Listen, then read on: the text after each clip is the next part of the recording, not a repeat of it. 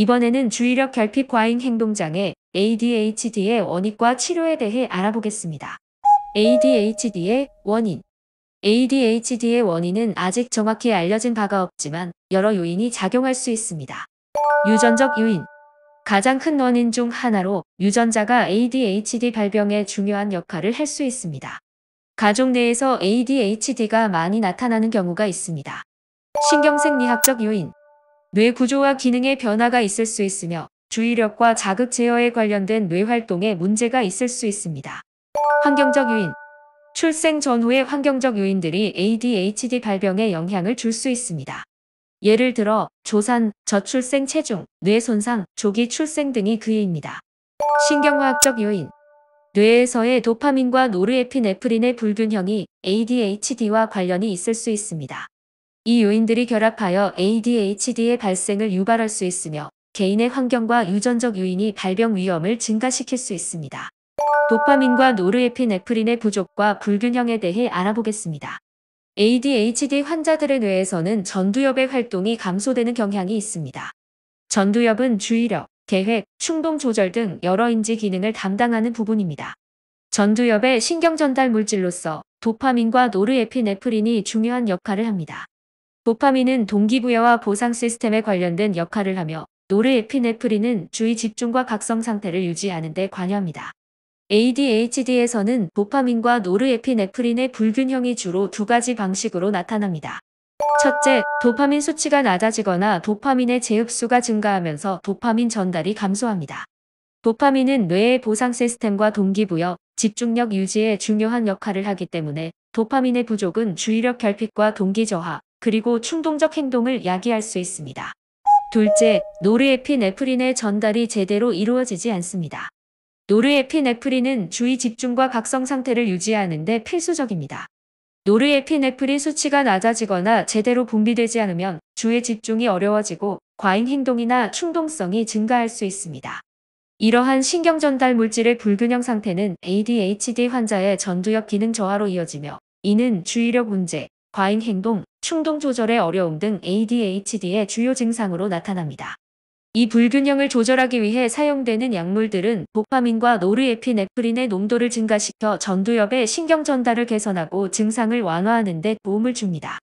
ADHD에서의 불균형은 단순히 도파민과 노르에피네프린의 절대적인 수치 감소가 아니라 이들 신경 전달 물질의 상대적인 균형이 깨지는 상태를 의미합니다. 여기에는 두 가지 주요 측면이 있습니다. 첫째, 도파민과 노르에피네프린의 절대적인 수치가 모두 낮아지는 경우입니다. 이 경우 두 신경 전달 물질 모두 충분히 공급되지 않아 전두엽 기능이 저하되고 이로 인해 주의력 결핍, 과잉 행동, 충동성 등의 증상이 나타날 수 있습니다. 둘째, 도파민과 노르에피네프린의 상대적인 비율이 중요합니다. 예를 들어 도파민 수치는 비교적 정상인데 노르에피네프린 수치가 크게 감소하거나 그 반대의 경우도 불균형을 초래할 수 있습니다. 이는 특정 뇌 영역에서 한쪽 신경 전달 물질이 다른 쪽에 비해 과도하게 많거나 적은 상태로 이는 역시 전두엽의 기능을 적절히 조절하지 못하게 됩니다. 따라서 ADHD의 불균형 상태는 도파민과 노르에피네프린의 절대적인 수치가 모두 낮은 경우뿐 아니라 이들 사이의 비율이 깨져서 상대적인 균형이 맞지 않는 상태도 포함됩니다. 이 불균형을 교정하는 것이 ADHD 치료의 핵심입니다. ADHD의 세 가지 주요 하위 유형은 주의력 결핍형, 과잉 행동 충동형, 그리고 혼합형입니다. 이 하위 유형들은 각각 특정 신경 전달 물질의 불균형과 관련이 있다고 여겨집니다. 주의력 결핍형은 도파민과 관련이 깊습니다. 도파민은 주로 동기부여와 보상 시스템, 집중력 유지에 중요한 역할을 합니다. 도파민의 부족은 주의력 결핍과 관련된 증상을 야기할 수 있습니다. 따라서 이 유형의 ADHD 환자들은 집중력 부족, 쉽게 산만해짐, 작업을 끝내지 못하는 등의 문제가 주로 나타납니다. 과잉 행동 충동형은 노르에피네프린과 관련이 깊습니다. 노르에피네프린은 주의 집중과 각성 상태를 유지하는 데 중요한 역할을 합니다. 이 신경 전달 물질의 부족이나 불균형은 과잉 행동과 충동성을 야기할 수 있습니다. 따라서 이 유형의 ADHD 환자들은 과도한 활동, 앉아있지 못함, 충동적인 행동 등의 문제가 주로 나타납니다. 혼합형은 도파민과 노르에피네프린의 불균형이 동시에 나타납니다. 이 유형의 ADHD 환자들은 주의력 결핍과 과잉 행동 충동성의 증상이 모두 나타날 수 있습니다. 이러한 이론은 신경 전달 물질의 역할과 ADHD 증상 간의 상관관계를 설명하는 데 유용하지만 모든 ADHD 환자에게 적용되는 것은 아닙니다. ADHD는 매우 복잡한 장애로 유전적, 환경적 요인과 함께 다양한 신경 전달 물질의 상호작용이 얽혀 있습니다. 따라서 개별 환자마다 신경 전달 물질의 불균형 상태와 증상이 다를 수 있습니다. ADHD 관련 주요 뇌 영역. ADHD는 뇌의 여러 부분에서 기능적 및 구조적 이상과 관련이 있을 수 있습니다. 주요하게 영향을 받는 뇌 부위는 다음과 같습니다. 전두엽 주요 기능은 집행 기능입니다. 계획, 조직화, 문제 해결, 자기 통제와 같은 고차원적인 인지 기능을 담당합니다. ADHD 환자들은 전두엽의 기능 저하로 인해 이러한 집행 기능에 어려움을 겪을 수 있습니다. 또한 주의력을 유지하고 집중력을 발휘하며 주의 전환을 조절하는 능력에 영향을 줍니다. 기저핵은 운동 조절과 행동 조절에 중요한 역할을 합니다. ADHD 환자들은 기저핵의 기능 이상으로 인해 과잉 행동과 충동적인 행동을 보일 수 있습니다. 손해는 운동 조정뿐 아니라 인지 기능과 주의 조절에도 기여합니다. ADHD 환자들은 손해의 구조적 변화로 인해 이러한 기능에 영향을 받을 수 있습니다. 뇌관은 각성 수준과 주의 조절에 관여합니다. ADHD 환자들은 뇌관의 기능 이상으로 인해 각성 상태를 유지하는 데 어려움을 겪을 수 있습니다. ADHD 치료제. ADHD 치료제는 주로 자극제와 비자극제로 구분됩니다. 이 구분의 근거는 약물이 중추신경계에 미치는 작용 방식에 따라 나뉩니다. 자극제라는 용어는 약물이 중추신경계를 활성화시켜 환자들이 증상을 조절하여 더 나은 주의력과 행동 조절 능력을 갖추게 됩니다. 1. 자극제. 자극제는 중추신경계를 자극하여 도파민과 노르에피네프린과 같은 신경 전달 물질의 농도를 증가시킵니다. 이는 신경세포 사이의 신호 전달을 개선하여 주의력, 집중력, 충동 조절을 강화합니다. 대표적 자극제는 메틸페니데이트와 암페타민 계열 약물입니다. 메틸페니데이트입니다. 대표적인 상표명으로는 리탈린, 콘서타, 메타데이트, 플리번트 XR 등이 있습니다. 작용 방식은 중추신경계 자극제로 뇌에서 도파민과 노르에피네프린의 재흡수를 억제하여 신경 전달 물질의 농도를 증가시킵니다. 주의력 향상, 과잉 행동 감소, 충동성 감소에 효과가 있습니다. 부작용으로 식욕 감소, 불면증, 두통, 복통, 체중 감소 등이 있을 수 있습니다. 암페타민 계열 약제입니다. 대표적인 상표명으로는 에드럴, 바이반스, 덱스트로암페타민 등이 있습니다. 작용 방식은 메틸페니데이트와 유사하게 중추신경계를 자극하여 도파민과 노르에피네프린의 방출을 증가시키고 재흡수를 억제합니다. 주의력 향상, 과잉 행동 감소, 충동성 감소에 효과가 있습니다. 부작용으로 식욕 감소, 불면증, 두통, 복통, 체중 감소, 혈압 상승 등이 있을 수 있습니다. 이 두 종류의 약물은 ADHD 치료에 있어서 매우 효과적이지만 각 아동의 개인적인 상황과 반응에 따라 다르게 적용될 수 있습니다. 약물 치료를 시작할 때는 적절한 약물과 용량을 선택하고 정기적인 모니터링을 통해 부작용을 최소화하면서 최적의 치료 효과를 얻는 것이 중요합니다. 이 비자극제. 비자극제는 자극제와 달리 중추신경계를 직접 자극하지 않습니다. 대신 특정 신경 전달 물질의 재흡수 억제나 수용체 조절을 통해 ADHD 증상을 완화합니다. 대표적인 비자극제는 아토목세틴, 구암파신, 클로니딘 등입니다. 아토목세틴입니다. 상품명은 스트라테라입니다.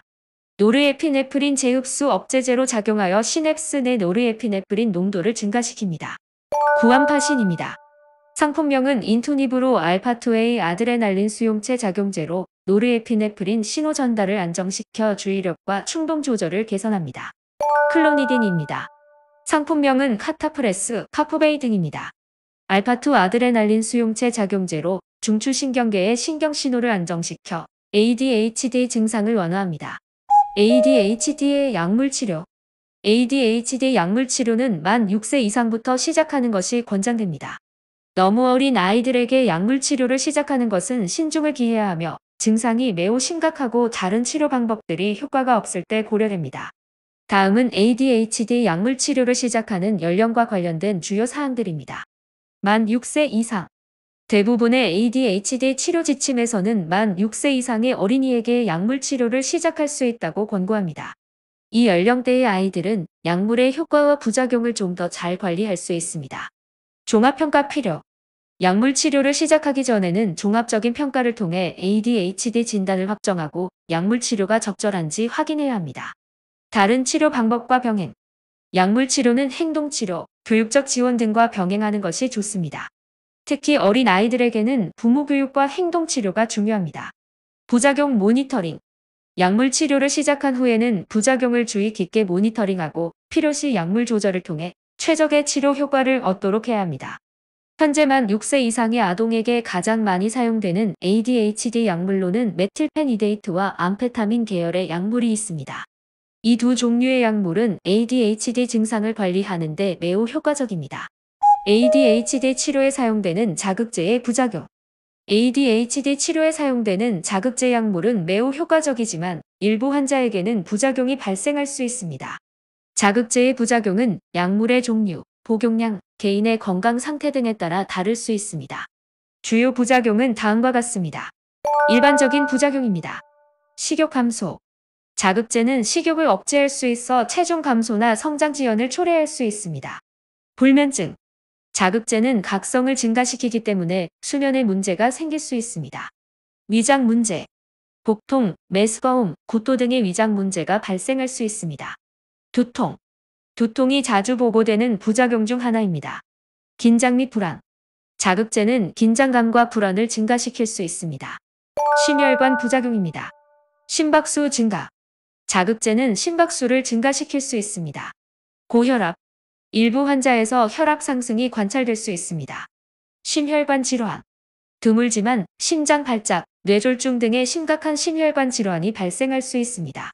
특히 심혈관 질환의 병력이 있는 환자에게서 위험이 증가합니다. 정신적 부작용입니다. 기분 변화. 기분의 급격한 변동, 과민성, 우울증 등의 증상이 나타날 수 있습니다. 정신병적 증상. 매우 드물게 환각이나 망상 등의 정신병적 증상이 나타날 수 있습니다. 기타 부작용입니다. 틱 증상. 자극제는 일부 환자에서 틱 증상을 유발하거나 악화시킬 수 있습니다. 성장 지연. 장기간 사용 시 성장 속도에 영향을 미칠 수 있습니다. 그러나 보통은 약물 중단 후 회복됩니다. 자극제의 부작용은 대부분 경미하고 일시적이며 약물 용량 조절이나 복용 시간 조정을 통해 관리할 수 있습니다. 약물을 시작하기 전에 의사와 부작용에 대해 충분히 논의하고 치료 중 부작용이 발생하면 의사와 상의하여 적절한 조치를 취하는 것이 중요합니다. ADHD 치료에 사용되는 자극제의 금기증. 자극제 약물은 일반적으로 6세 이하의 아이들에게는 사용되지 않습니다. 또한 다음과 같은 경우 자극제의 사용에 금기증이 될 수 있습니다. 심각한 심장 문제. 심장 이상이 있는 아이들에게는 사용이 금기증이 될 수 있습니다. 중추 신경계 이상. 중추 신경계에 심각한 문제가 있는 경우 약물 사용이 적절하지 않을 수 있습니다. 약물에 대한 알레르기 반응. 약물의 성분에 알레르기 반응이 있는 경우 사용이 금지될 수 있습니다. ADHD 치료로 비자극제를 사용하는 경우. ADHD 치료 시 자극제에서 비자극제로 전환을 고려하는 경우입니다. 자극제는 심박수 증가, 혈압 상승, 식욕 감소, 불면증 등의 부작용을 일으킬 수 있습니다. 이러한 부작용이 지속되거나 환자가 견디기 어려울 경우 비자극제로 전환을 고려할 수 있습니다. 남용 가능성입니다. 자극제는 남용 가능성이 높기 때문에 특히 청소년이나 약물 남용의 위험이 있는 환자에게는 비자극제가 더 적합할 수 있습니다. 효과 지속성입니다. 자극제의 효과가 빠르게 나타나지만 일부 환자에서는 효과가 지속되지 않거나 반동 효과가 나타날 수 있습니다. 비자극제는 더 점진적이고 안정적인 효과를 제공할 수 있습니다. 비자극제는 일반적으로 자극제보다 효과가 서서히 나타나는 경향이 있습니다. 자극제는 도파민과 노르에피네프린의 방출을 즉각적으로 증가시켜 빠른 효과를 보이는 반면 비자극제는 보다 점진적이고 안정적인 방식으로 신경전달 물질의 농도를 조절하기 때문에 효과가 나타나기까지 시간이 걸릴 수 있습니다. 또한 비자극제는 불안, 틱 장애 등의 동반 질환을 가진 환자에게 더 적합할 수 있습니다. 자극제는 이러한 증상을 악화시킬 수 있기 때문입니다. ADHD의 행동치료와 교육적 접근법. 행동치료입니다. 행동수정. 아동의 원하는 행동을 강화하고 비효율적이거나 부정적인 행동을 감소시키기 위해 사용됩니다. 예를 들어 바람직한 행동을 할 때 긍정적인 보상을 제공하거나 부정적인 행동을 할 때 부정적인 결과를 피하게 하는 방식입니다.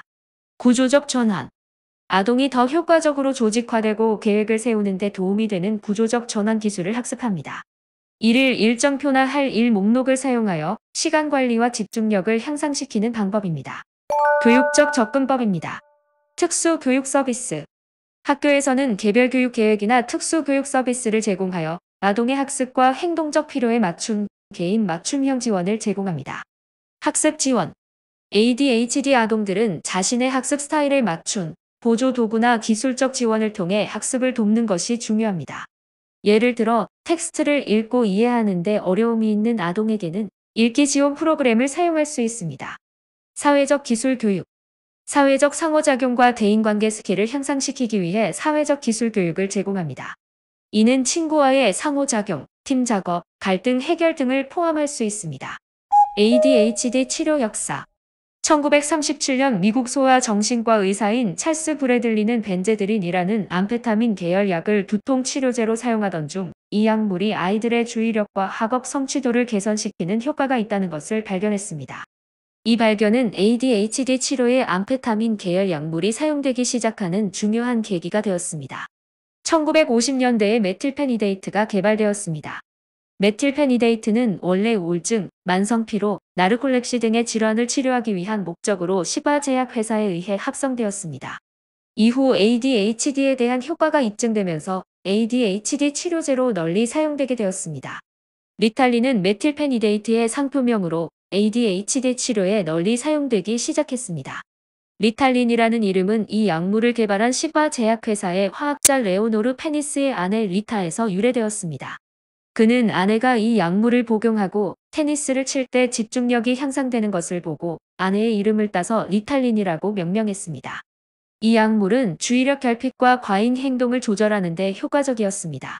이번에는 ADHD의 원인과 치료에 대해 알아보았습니다. 감사합니다. 임신영이었습니다.